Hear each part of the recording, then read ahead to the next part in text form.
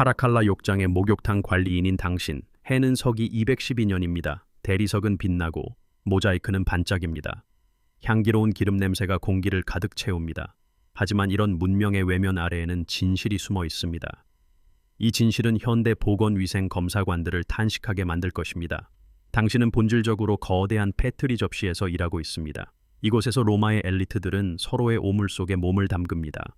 당신이 서 있는 물은 몇 주 동안 바뀌지 않았습니다. 이것은 오작동이 아닙니다. 이것은 의도적인 설계입니다. 당신의 손은 거칠어집니다. 당신은 청동 스트리질로 원로들의 등에서 묵은 때를 긁어냅니다. 당신은 공동 수영장에 무엇이 떠다니는지 너무 자세히 보지 않도록 배웠습니다. 로마인들은 이 목욕탕을 문명의 정점이라고 불렀습니다. 그들은 이것을 공학과 사회적 세련미의 승리라고 여겼습니다. 하지만 존경받는 치안 판사가 아이들이 물놀이하는 같은 수영장에서 아무렇지 않게 소변을 보는 것을 보면 당신은 다른 진실을 깨닫습니다.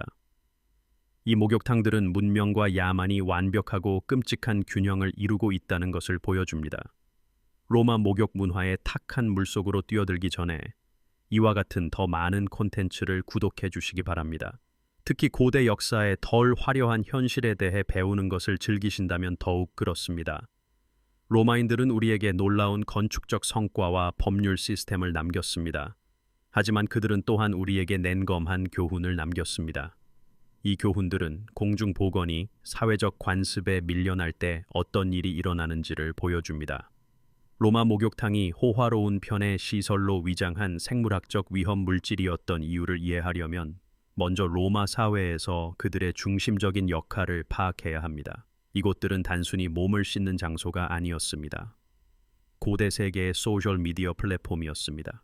명성이 만들어지고 파괴되었으며 사업 거래가 성사되고 정치적 동맹이 형성되었습니다. 로마의 모든 사회 계층은 매일 다양한 알몸 상태로 목욕탕에서 활동했습니다. 전형적인 로마 목욕단지, 즉 테르마이는 건축학적 경이로움이었습니다. 오늘날에도 깊은 인상을 줄 것입니다. 디오클레티아누스 욕장과 같은 가장 큰 시설들은 동시에 수천 명의 사람들을 수용할 수 있었습니다. 이들은 다양한 온도의 여러 수영장을 갖추고 있었습니다. 또한 운동장, 도서관, 정원, 상점도 있었습니다. 심지어 일부는 매춘업소도 포함했습니다. 이 거대한 건축물에 물을 뜨고 순환시키는 데 필요한 공학은 로마의 가장 뛰어난 기술적 성과 중 일부를 나타냈습니다. 모든 사회계층의 로마인들은 매일 목욕탕을 방문했지만 함께하는 경우는 드물었습니다. 부유한 사람들은 업무를 마친 오후에 왔습니다. 노동계층은 저녁 늦게 방문했습니다. 여성들은 남성들과는 다른 시간에 또는 별도의 시설에서 따로 목욕했습니다. 하지만 이러한 분리는 근본적인 위생 문제를 해결하는 데 아무런 도움이 되지 않았습니다.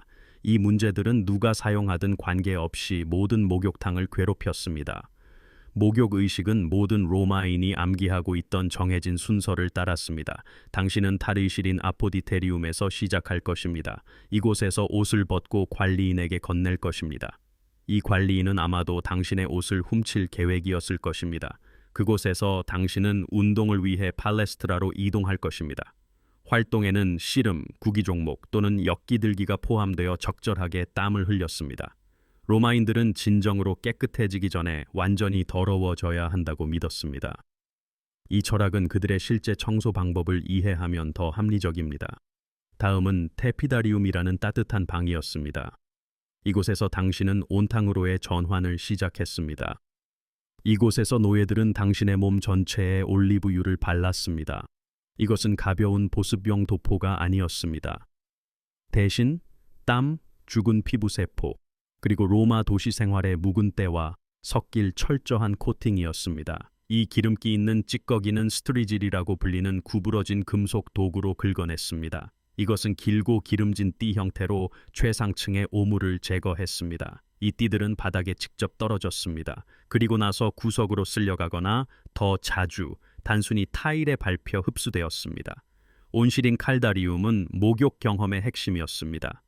이 방들은 하이포코스트 난방 시스템을 통해 열을 공급받았습니다. 이 시스템들은 띄워진 바닥 아래로 뜨거운 공기를 순환시켰습니다. 방들은 현대 사우나 사용자들이 부러워할 만한 온도에 도달했습니다. 로마인들은 억압적인 열기 속에 앉아 땀을 많이 흘렸고 노예들은 기름 바르고 긁어내는 과정을 계속했습니다. 공기는 증기, 채취, 그리고 산패한 올리브유와 인체 분비물이 섞인 특유의 냄새로 가득했습니다. 하지만 이때부터 상황은 정말 역겨워집니다. 현대적 관점에서 볼 때 로마인들은 세균 이론을 이해하지 못했습니다. 그들은 박테리아, 바이러스 또는 미세 병원균에 대한 개념이 없었습니다. 여러 면에서 발전했던 그들의 의학 지식은 질병 전파에 보이지 않는 세계에 대해 완전히 무지했습니다.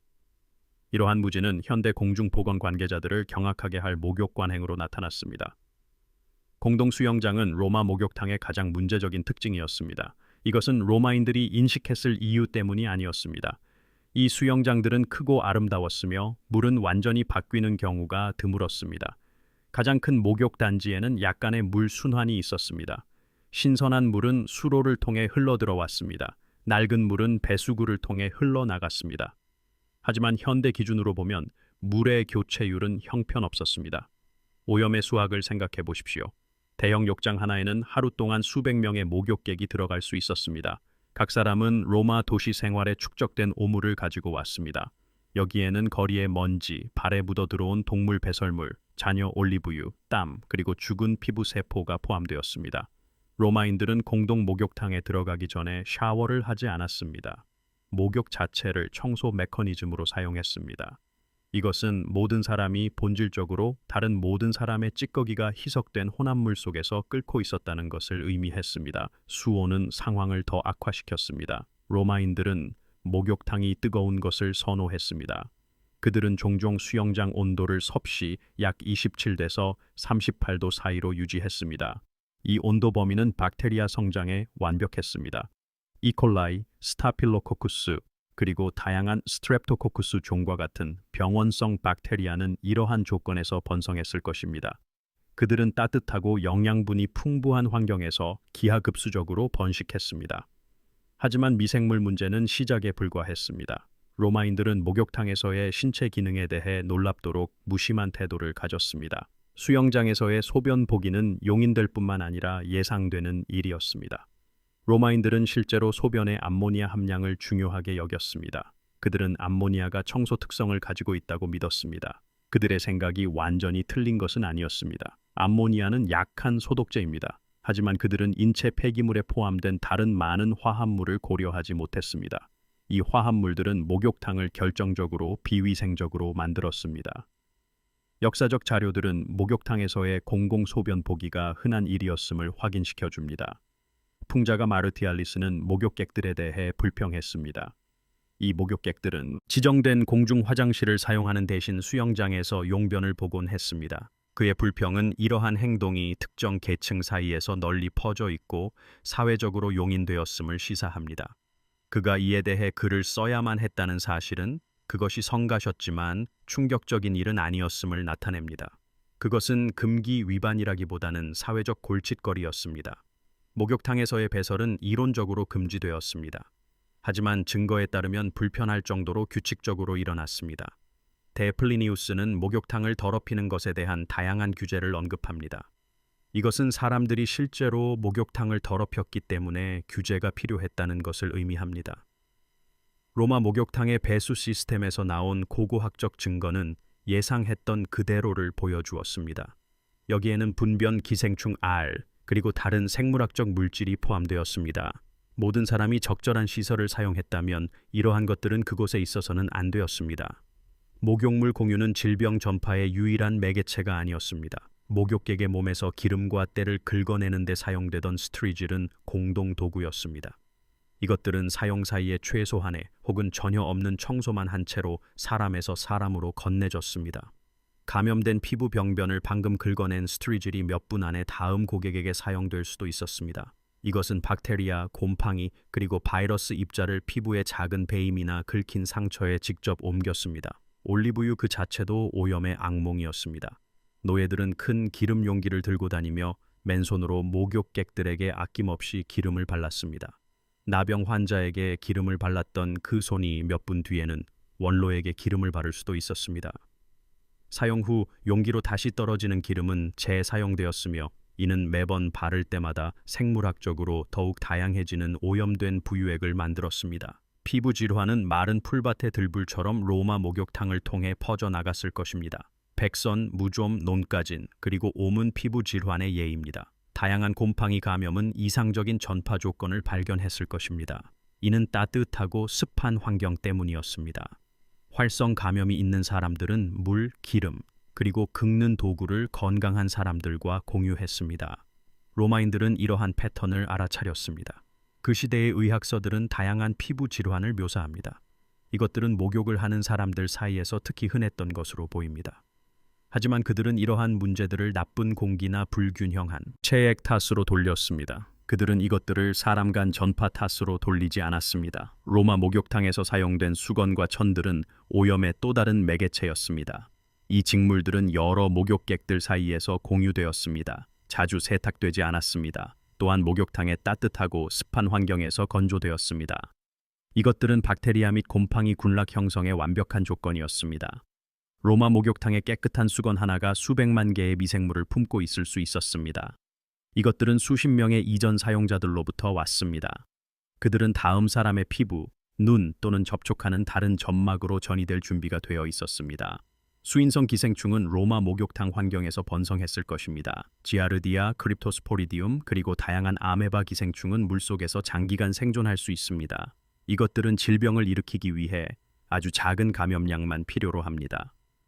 공동 목욕탕을 이용하는 단 한 명의 감염된 개인이 하루 만에 수십 명의 다른 사람들을 잠재적으로 감염시킬 수 있었습니다. 로마인들은 실제로 만성 설사병으로 고통받았습니다. 그들은 이것들을 다양한 원인 탓으로 돌렸습니다. 하지만 이러한 질병들은 오염된 수원, 특히 목욕탕, 수영장을 통한 지속적인 재감염으로 인해 유지되었을 가능성이 큽니다. 로마 목욕탕을 인상 깊게 만들었던 건축적 특징들은 또한 그들의 건강 위험에도 기여했습니다. 하이포코스트 난방 시스템은 바닥 아래 공간을 만들었습니다. 이곳에서는 물이 응결되어 습한 환경을 조성했습니다. 이것들은 곰팡이 성장에 완벽했습니다. 이 곰팡이들은 위쪽 공기 중으로 포자를 방출했을 것입니다. 목욕객들은 이 포자들을 흡입했을 것입니다. 일부 곰팡이종은 곰팡이 독소를 생성합니다.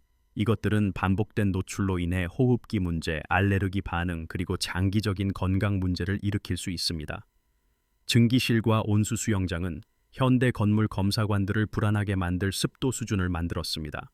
상대 습도가 60% 이상이면 표면의 먼지 진드기, 곰팡이, 그리고 박테리아 성장을 촉진합니다.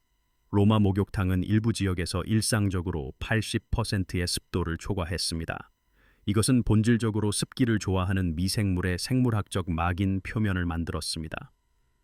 목욕하는 사람이 벽을 만지거나 벤치에 앉거나 기둥에 기대어 설 때마다 그들은 이러한 미생물층과 접촉했습니다.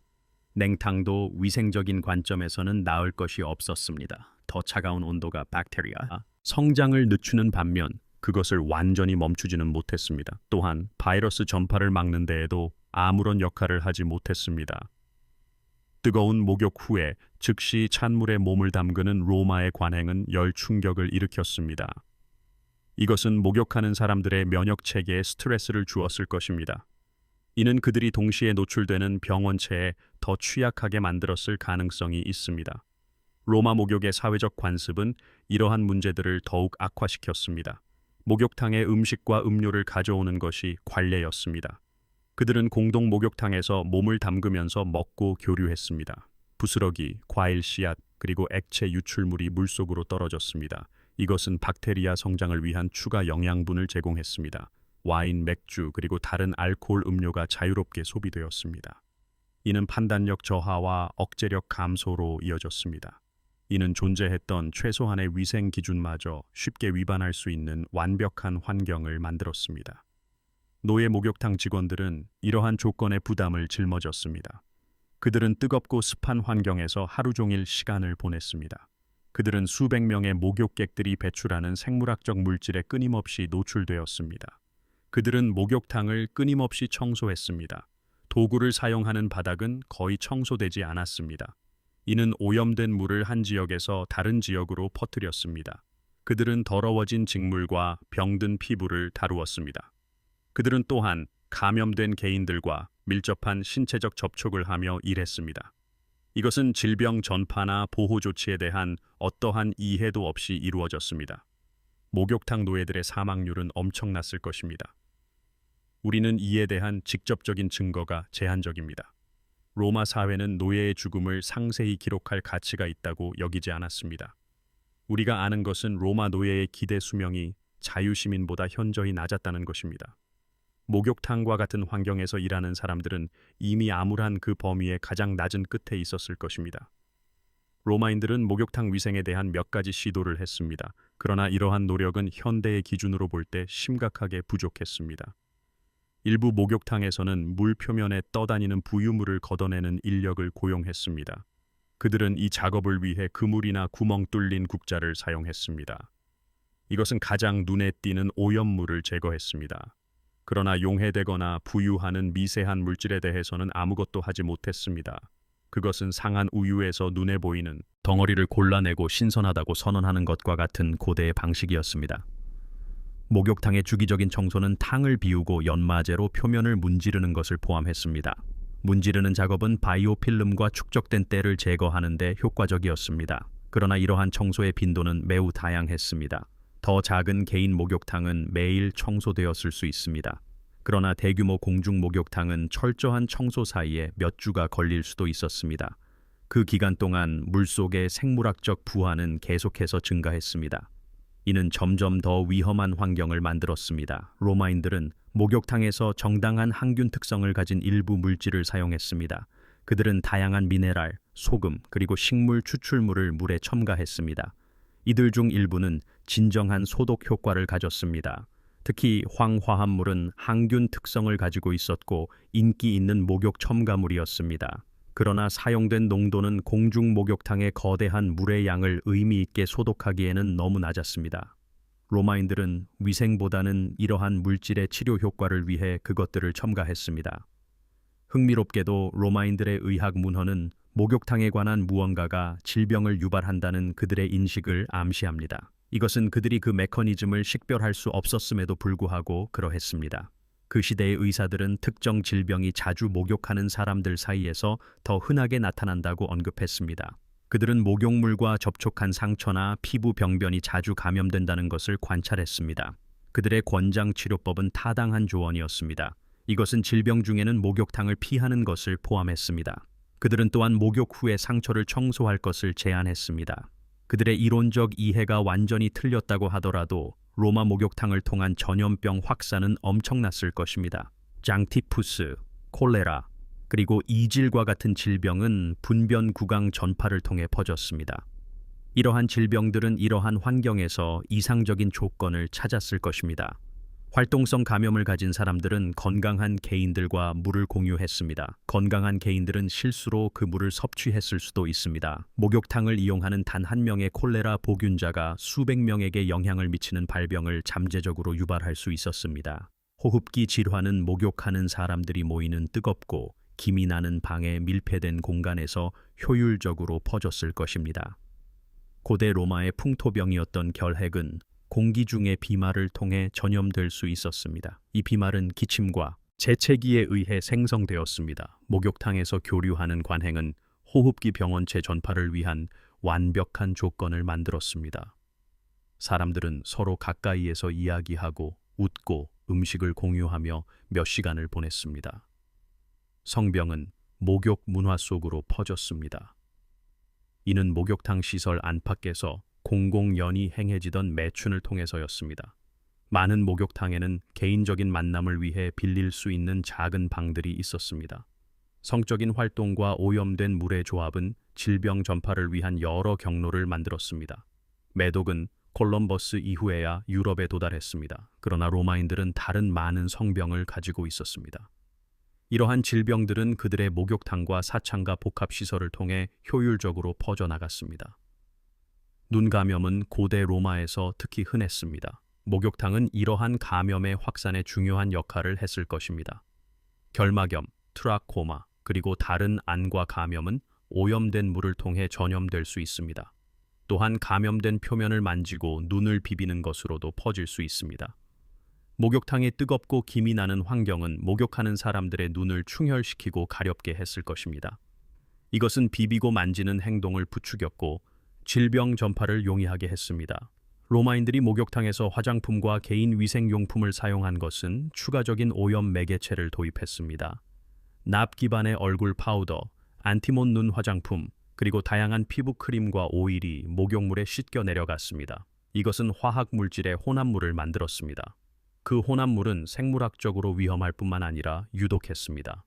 납은 시간이 지남에 따라 체내에 축적되기 때문에 특히 문제가 됩니다. 오염된 목욕물을 통한 만성적인 저수준 노출은 인지 능력 저해에 기여했을 수 있습니다. 또한 로마 엘리트들을 괴롭혔던 건강 문제를 야기했습니다. 로마인들은 그들의 목욕탕 건축물의 음향을 칭송했습니다. 대화는 공간 전체에 웅장하게 울려 퍼졌습니다. 그러나 이것은 또한 모든 기침, 재채기, 그리고 발성이 에어로졸을 생성한다는 것을 의미했습니다. 이 에어로졸들은 밀폐된 공간 전체에 효율적으로 퍼졌습니다. 칼라리움 한 구석에 있는 활동성 호흡기 감염자는 몇 분 안에 방에 있는 모든 사람들과 병원체를 공유할 수 있었습니다. 이것은 로마인들이 목욕탕에 공들여 설계한 탁월한 소리 전달 특성 덕분이었습니다.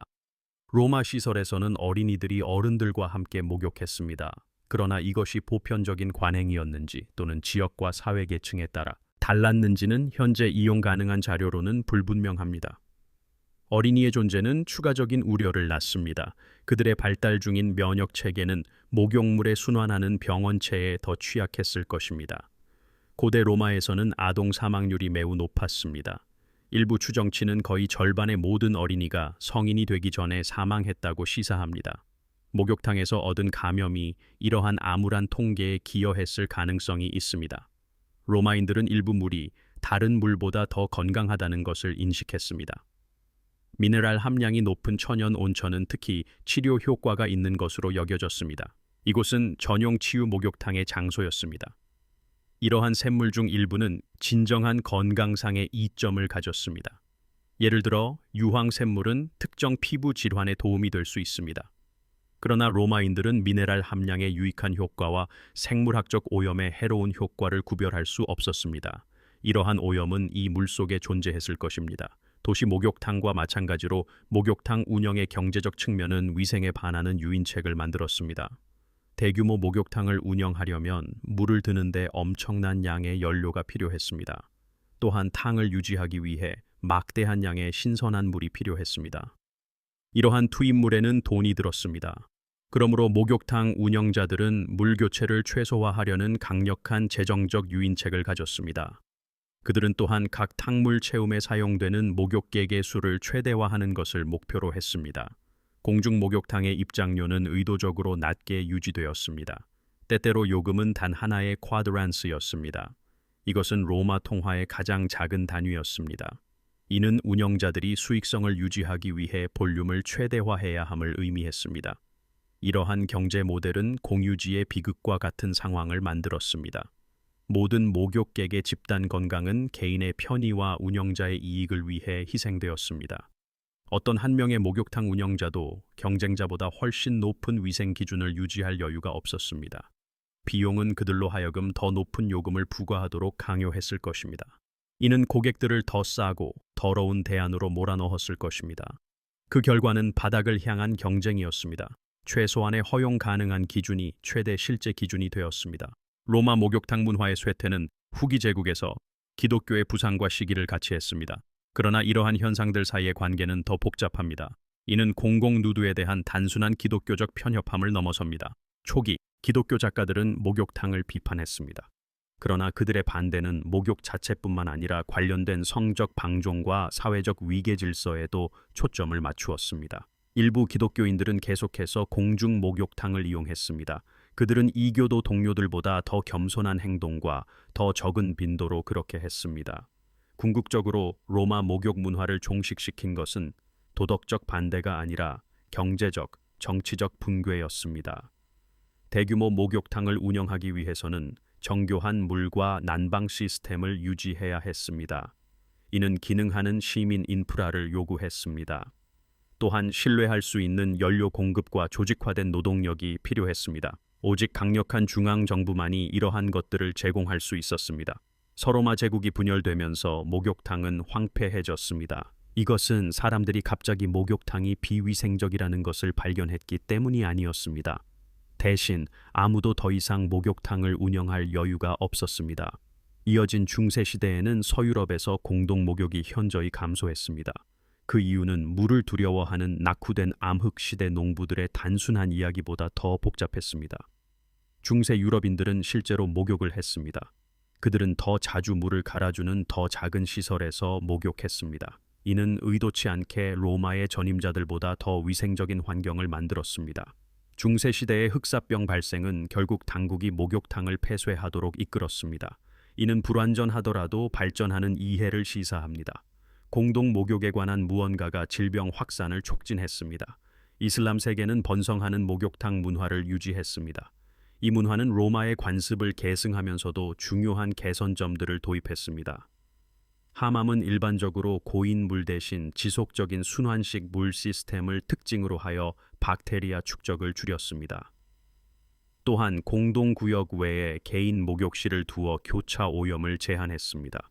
무엇보다 이슬람 율법의 의식적 정결함 강조는 이교 로마 문화에는 없던 청결 유지에 종교적 동기를 부여했습니다. 일본의 목욕 문화는 독자적으로 발전했으며 오늘날에도 계속 번성하고 있습니다. 이는 로마의 관습과 흥미로운 대조를 이룹니다. 전통적인 온천과 센토 목욕탕은 목욕 전에 비누와 물로 몸을 깨끗이 씻도록 요구합니다. 이로 인해 공유되는 물의 생물학적 오염을 극적으로 줄였습니다. 목욕물을 화씨 104도 이상의 매우 뜨거운 온도로 유지하는 관습은 불편함에도 불구하고 박테리아 성장을 제한합니다. 현대 일본의 목욕탕 또한 엄격한 청소, 일정과 물순환 시스템을 유지합니다. 현대 스파 문화의 부활은 다행히 역사에서 몇 가지 교훈을 얻었습니다. 현대의 공중 수영장과 온수욕조는 엄격한 보건 규제를 받습니다. 이 규제는 특정 염소 농도, 적절한 pH 균형 및 충분한 물 순환율을 요구합니다. 또한 엄격한 청소 일정을 의무화합니다. 정기적인 검사는 이러한 기준이 유지되도록 합니다. 수영장 관련 질병이 여전히 발생하지만 그 발생률은 로마 목욕탕에서 흔히 볼 수 있었던 것보다 훨씬 낮습니다. 하지만 일부 현대 관행은 로마인들도 인지했을 재앙을 자초하고 있습니다. 예를 들어 제대로 관리되지 않는 호텔 온수욕조는 로마 목욕탕을 괴롭혔던 문제와 동일한 문제를 일으킬 수 있습니다. 따뜻하고 고여있는 물은 병원균의 이상적인 환경을 제공합니다. 여기에는 폰티악 열병과 레지오넬라 병을 유발하는 레지오넬라 박테리아가 포함됩니다. 적절한 염소 농도를 유지하지 않는 공중 수영장은 크립토스포리디움과 같은 염소 내성 기생충을 서식시킬 수 있습니다. 수계 질병 전파의 근본적인 원칙은 변하지 않았습니다. 단지 그것에 대한 우리의 이해만 향상되었습니다. 로마 목욕탕 유적지에서 발견된 고고학적 증거는 역사적 기록을 충격적으로 확인시켜줍니다. 고대 배수 시스템의 퇴적물 분석 결과는 예상했던 인체 폐기물을 드러냈습니다. 또한 광범위한 기생충 감염, 중금속 오염 및 생물학적 위험의 증거도 보여주었습니다. 오염 표지들은 열악한 수질을 시사했습니다. 목욕탕과 연결된 고대 화장실에서는 다양한 장내 기생충의 증거가 나타났습니다. 이러한 기생충은 공동시설의 분변 오염을 통해 전파되었을 것입니다. 로마 공동묘지의 유골은 그들만의 이야기를 들려줍니다. 뼈에서는 만성 전신 감염의 증거가 나타났습니다. 또한 심각한 질병이 반복적으로 발생했음을 보여주었습니다. 이 뼈들에는 수계 질병의 독특한 흔적이 남아 있었습니다. 로마 유골의 치아에서는 종종 범낭질 형성 부전이 나타났습니다. 이는 아동기 질병 중에 형성된 치아 범낭질의 수평선입니다. 이는 대부분의 로마인들이 성장기에 여러 번 심각한 질병을 겪었음을 나타냅니다. 이 질병들은 목욕탕에서 얻은 감염을 포함했을 가능성이 높습니다. 로마 목욕 문화의 아이러니는 놀랍습니다. 로마인들은 자신들의 목욕 관습에 큰 자부심을 가졌습니다. 그들은 이 관습을 문명과 야만인에 대한 우월성의 증거로 여겼습니다. 실제로 그들의 정교한 목욕탕 문화는 그들을 더 건강하지 못하게 만들었을 수도 있습니다. 그들은 그들이 경멸했던 이른바 원시적인 사람들보다 덜 건강했습니다. 로마인들이 씻지 않는 야만인으로 여겼던 게르만 부족은 수계 질병 발병률이 더 낮았을 것입니다. 이는 단순히 그들이 로마식 공동 목욕을 위한 기반 시설이 없었기 때문입니다. 정교한 기반 시설이 더 단순한 관행보다 더 나쁜 결과를 낳는 이러한 역설은 기술 역사에서 반복되는 주제입니다. 로마의 인상적인 공학 기술은 수천 명의 사람들을 정교한 목욕 단지에 모을 수 있는 능력을 주었습니다. 하지만 미생물학적 지식의 부족은 그들이 질병의 온상을 만들고 있다는 사실을 전혀 알지 못했음을 의미했습니다. 때로는 능력과 결합된 무지가 단독보다 더 위험합니다. 현대 역사가들은 로마 목욕탕의 위생 문제에 대해 대체로 간과했습니다. 그들은 목욕탕의 건축적 웅장함, 사회적 중요성, 그리고 공학적 성과에 초점을 맞추는 것을 선호합니다. 이것은 이해할 만합니다. 목욕탕은 정말 놀라운 업적이었기 때문입니다. 하지만 이것은 로마인의 일상생활에 대한 우리의 이해를 왜곡합니다. 평범한 로마인의 목욕 경험은 단순한 즐거움 이상이었습니다. 뜨거운 물과 사회적 교류의 즐거움을 가져다 주었습니다. 하지만 목욕은 또한 감염성 질병, 피부 문제 및 다양한 불쾌한 오염 노출에 상당한 위험을 수반했습니다. 오늘날 관광객들이 방문하는 보존된 로마 목욕탕 유적은 이러한 문제의 흔적을 전혀 보여주지 않습니다. 비어있는 수영장과 깨끗한 대리석은 결코 존재하지 않았던 무균의 고대 시대를 암시합니다. 이 공간이 어떻게 기능했는지 정확히 상상하려면 수백 명의 땀에 젖고 기름진 몸으로 마음속을 채워야 합니다. 수영장을 흐리고 오염된 물로 채워야 합니다. 공기는 증기, 채취, 썩은 기름 냄새로 가득했습니다. 끊임없는 기침, 침 뱉기, 아무렇지 않은 소변 소리도 더해야 합니다. 그래야만 로마 목욕탕이 실제로 어떠했는지 현실적인 그림을 가질 수 있습니다. 로마인들은 공학, 법률, 문학 및 정치 철학의 특별한 유산을 남겼습니다. 그들의 목욕탕은 폐허 속에서도 경외심을 불러일으키는 건축적 경이로움으로 남아 있습니다. 하지만 그들은 또한 우리에게 교훈적인 이야기를 남겼습니다. 이는 과학적 이해가 없는 기술적 성과의 한계에 관한 이야기입니다. 세상에서 가장 웅장한 시설을 짓고 시대의 가장 진보된 공학 기술을 사용할 수 있습니다.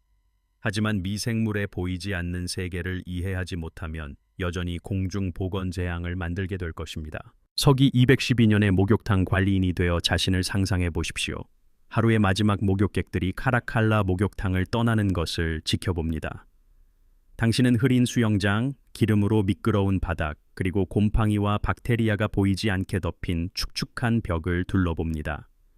내일 당신은 새로운 원로원 의원들과 귀족들의 몸에서 쌓인 때를 벗겨낼 것입니다. 오염된 기름을 건강한 피부에 바를 것입니다. 또한 문명의 정점이라고 여기는 사람들이 아이들이 노는 물에 아무렇지 않게 소변을 보는 것을 보게 될 것입니다. 로마인들은 기술을 통해 자연을 정복했다고 믿었습니다. 그들은 자신들의 공학적 기량이 덜 정교한 민족들의 더럽고 질병으로 가득 찬 삶 위로 그들을 끌어올렸다고 생각했습니다. 그들은 자신들이 보이지 않는 오물을 단순히 집중시키고 효율적으로 퍼뜨렸다는 사실을 깨닫지 못했습니다. 이것은 젊음의 셈으로 가장한 질병의 셈을 만들었습니다. 비단으로 장식된 소파와 대리석 기둥은 근본적인 사실을 바꿀 수 없었습니다. 로마 목욕탕은 웅장했고 사회적으로 필수적이며 건축학적으로 훌륭했지만 완전히 그리고 경이로울 정도로 끔찍했습니다. 고대 세계의 가장 발전된 문명은 스스로를 병들게 하는 목욕을 했습니다. 그들은 물을 옮기는 능력을 그 안에 사는 것을 이해하는 것으로 착각했습니다. 그들은 2000년이 지난 지금도 경외심을 불러일으키는 유적을 남겼습니다. 이 유적은 정교함과 위생이 동일하지 않다는 것을 상기시켜 줍니다. 공학적 경이로움도 건강상의 위험이 될 수 있습니다. 때로는 가장 문명화된 행동은 진보라는 이름으로 문명이 스스로를 서서히 독살하고 있다는 것을 이해하는 것입니다.